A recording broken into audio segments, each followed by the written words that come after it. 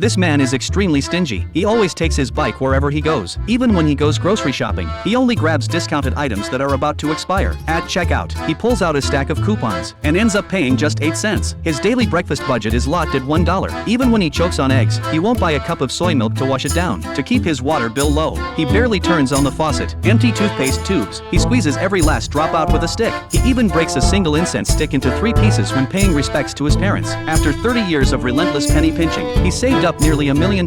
Just as he's planning to retire once he hits the $1 million mark, he suddenly collapses in an elevator one day. At the hospital, after running tests, the doctor tells him he has a brain tumor. Refusing to believe it, he goes to another hospital for a second opinion. But when he finds out their tests cost $20 more, he heads back to the first hospital. The doctor tells him he has only 10 days left to live. Devastated by this news, he breaks down crying at his parents' gravesite, determined to live without regrets. He reaches out to his childhood friends. They decide to help him experience all the things he'd never allowed himself to do. In his final days, he withdraws his entire life savings, then splurges on a presidential suite with his friends. They rent a luxury car for getting around. Together they feast on gourmet food he'd always denied himself. They hit up arcades he'd never visited, buying tokens by the cartload. Finally they go to karaoke and order tons of alcohol. They can't finish it all, so they ask the staff to help them drink. These few days are the happiest of his life. With 2 days left, he visits a funeral home. He picks out a spacious burial plot for himself to achieve wealth in the afterlife. He even drops $100 grand on paper money for the afterlife, and even tries out their makeup services for the deceased. On his final day, the man returns home with his friends. He picks up a hot dog and starts eating. Shortly after, he collapses. His friends rush him to the hospital. When he comes to, he learns the shocking truth: the hospital's equipment had malfunctioned that day. He never had a brain tumor at all. His dizziness and nausea were just food poisoning from eating expired food.